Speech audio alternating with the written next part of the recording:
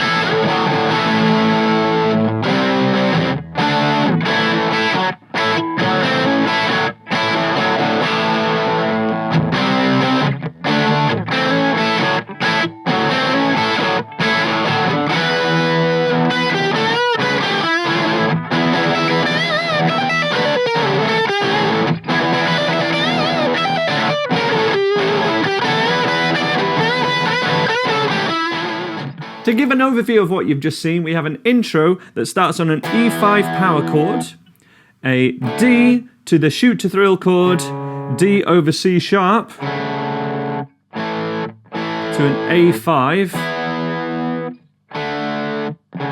which is in the key of E, and then we have the A chord basically playing Long Way to the Top, but occasionally going to this more standard blues riff. Verses use the same chords, the E5, D5, and then finishing on A5. The chorus kind of switches to the key of A major, playing A, C, D, and surprisingly doesn't go back to C.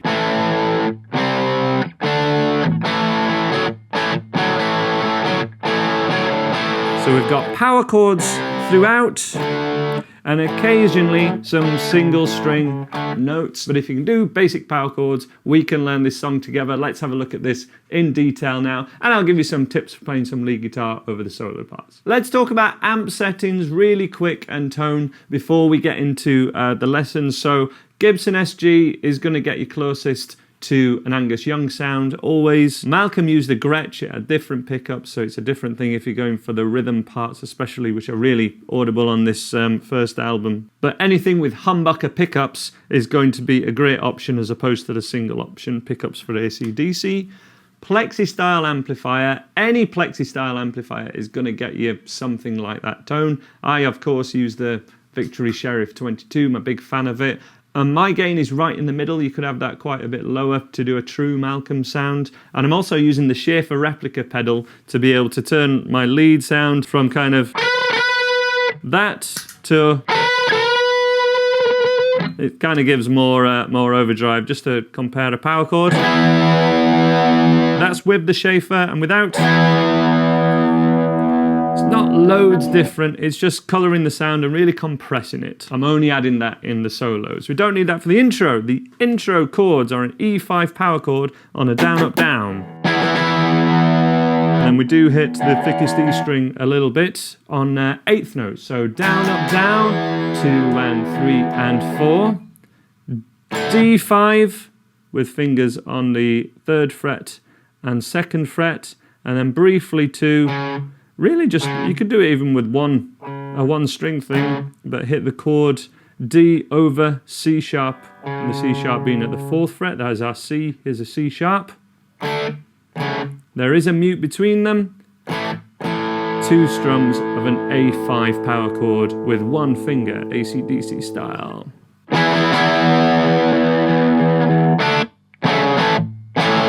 That repeats 4 times.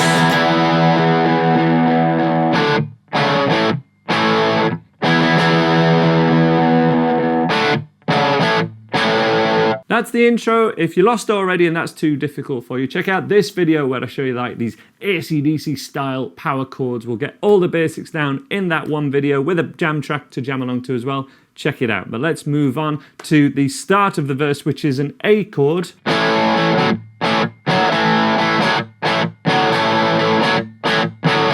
In that traditional AC/DC classic rock style, we've got an A2, an A6. There's an A5 to an A6 chord. So when we mute here is so crucial. I'm presuming you know how to do 1 and 2 and 3 and 4, which would be the basic blues riff. Teach that in my beginner's course, even at level 3 of my beginner's course, like super, super early, because it's fundamental. The only difference between this and this is what the right hand is doing, and this right hand is strumming just before beat 1. So it's kind of 4 and 1 and 2 and 3 and 4 and 1 and 2 and 3 and 4. And that's when the strumming. When are we muting? Straight after beat 2, after we put that third finger down. We mute after the first finger goes back down, and then we're done muting. 1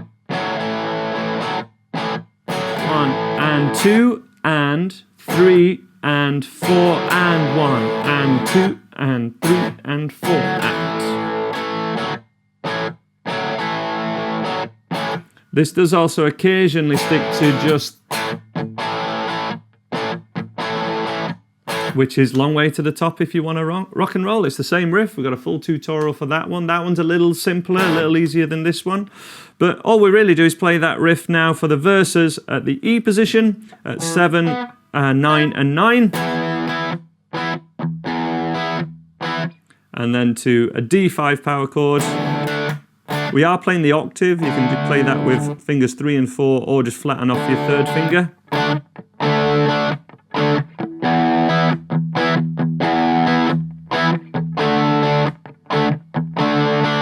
And what's so crucial here are these little, basically always strumming 8s. This is the AC/DC, particularly Malcolm Young kind of thing, and we're not even having it ring out. I'm not doing this. It's that, really.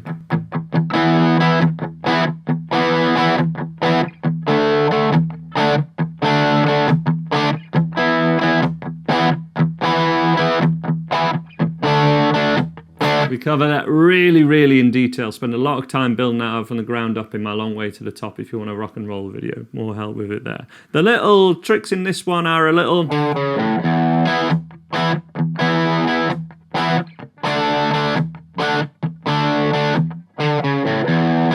That is the most common one, and this is 5, 4, 5.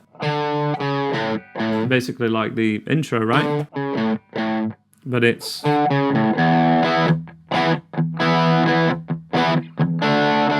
3, 4, and 1, 2, 3, and 4, and.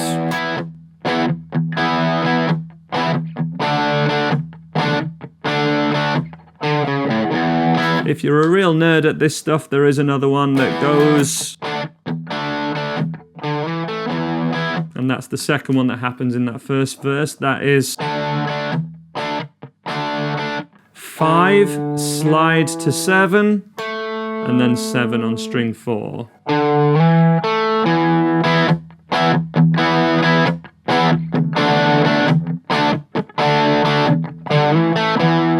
That's a real nerdy Malcolm Young one. And then after that, we're on A chord.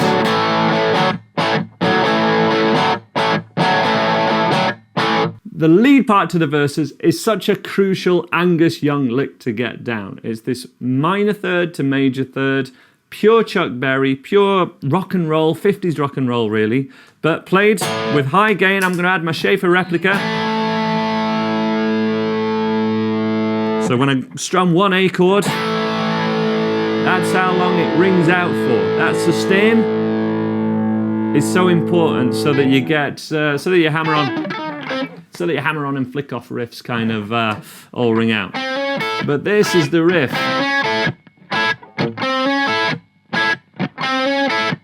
And the cool thing is we do that initially over like an A bar chord shape. So we don't really play full bar chords ever in AC/DC, but we do play a triad, like the thinnest three, a triad shape, or a lick using triad shape on the thinnest three strings. But it's that same shape that we move from the A position. This is an A note at the 5th fret of string 1. There's our major triad. And then we move that to 12, 12 and 13 and play the same lick. A lick is just like a riff, but we're not going to repeat it too often. You typically don't repeat a lick a lot. This one, I guess, is a bit more of a riff because it does repeat exactly. We then move it to the 10th fret. And once you've got it, you can kind of sit on it for ages, and it's the easiest lead lick to kind of, if you're used to playing rhythm guitar, because it is almost like a rhythm part played on the thinner strings. So what is it? It's 5, and I would hammer on. Pick, hammer on to 6 with the middle finger, and then flat first finger on the thinnest 2 strings. Relax in between them, but make sure you're also muting at this side. We don't want any noise like this ringing out. To prevent that even more, we kind of have the thumb over the top all the time with these lead lines. Rhythm-wise, that is 1 and 2 and 3 and 4 and 1 and 2 and 3 and 4 and 1 and 2 and 3 and 4 and 1 and 2 and 3 and 4. We then move all of that to 12 and 13. It happens twice, and then we move it to the D position when we play the D chord.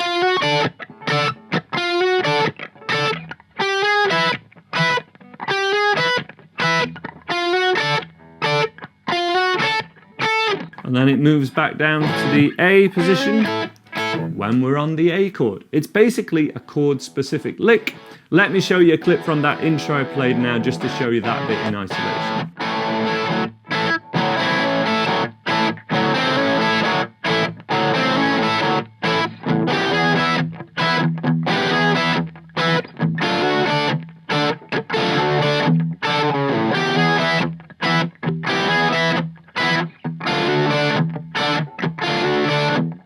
Then we get to the chorus, which, as described before, is just A, C, D.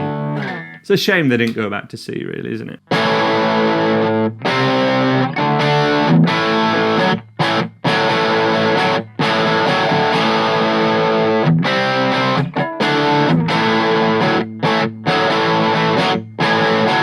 So we've got the blues riff when we come back to the A chord. Second half of the chorus just repeats the C and D. It repeats it twice on the words high voltage, high voltage, high. And then G5, first time this chord's come up, but rather than the G major like this, with all 4 fingers, lift off the first finger, mute the string 5. It's like a cleaner, therefore kind of heavier G5 to D. So high voltage rock and roll. We can of course add that riff in kind of throughout, which is more what Malcolm does in this chorus. So high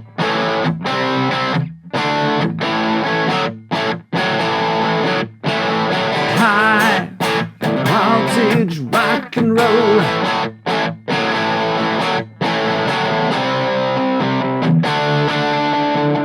High voltage rock and roll. The chords over the guitar solo part is just the intro again. That repeats 3 times and then it stays on the E chord,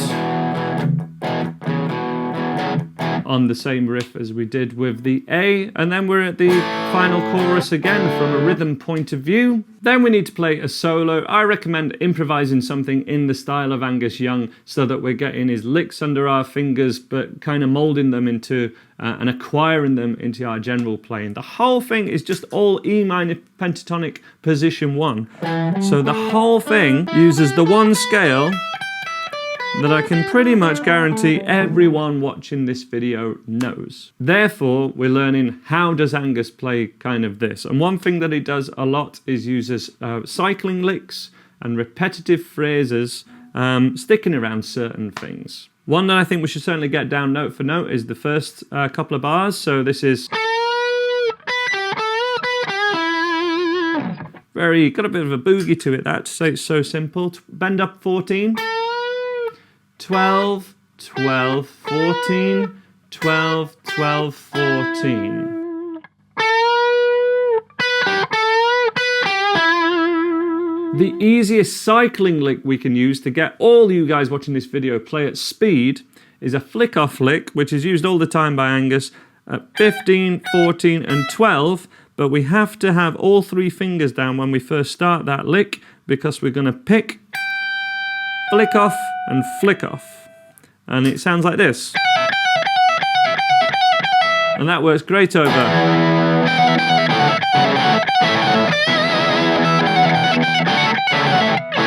If you haven't got any Angus Young licks under your fingers, definitely learn that one. Pick at 15 with fingers 1, 2, and 3 down already. Flick off to 14 and then flick off to 12 and repeat in regular intervals.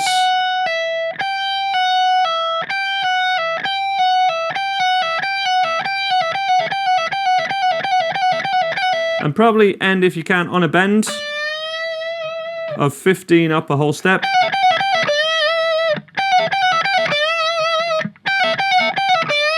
If you want to learn more of those kind of licks, I recommend checking out a course we have on my website, andyguitar.co.uk, called Sam Bell's Learn to Shred. He literally teaches all licks using E minor pentatonic position 1, these kind of flick off stuff, but he builds phenomenal speed. I did a video on it recently on my YouTube channel as a preview. Check that out if you want to learn how to play at real speed with this stuff. The one that I played in my demo of that solo I improvised at the start of the video was...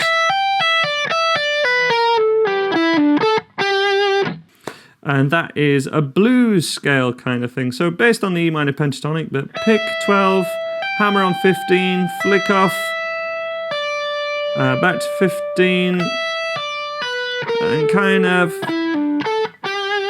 and that mix of picking and flick-offs is such a crucial thing to build this kind of speed and get the legato style that Angus Young's kind of known for.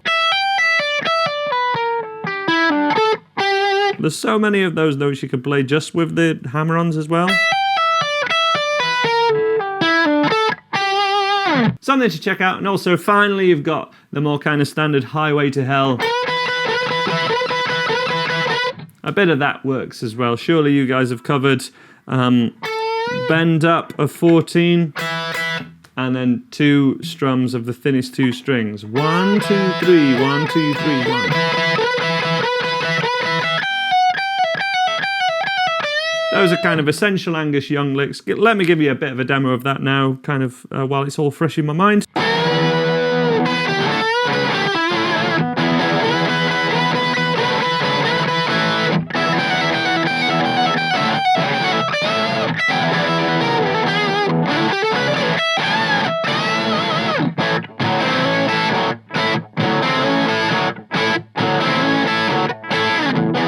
For watching, I'll leave these other recommended videos on screen now, along with an Angus Young player study that's exclusive to my website, andyguitar.co.uk. I hope to see you over there. Bye bye.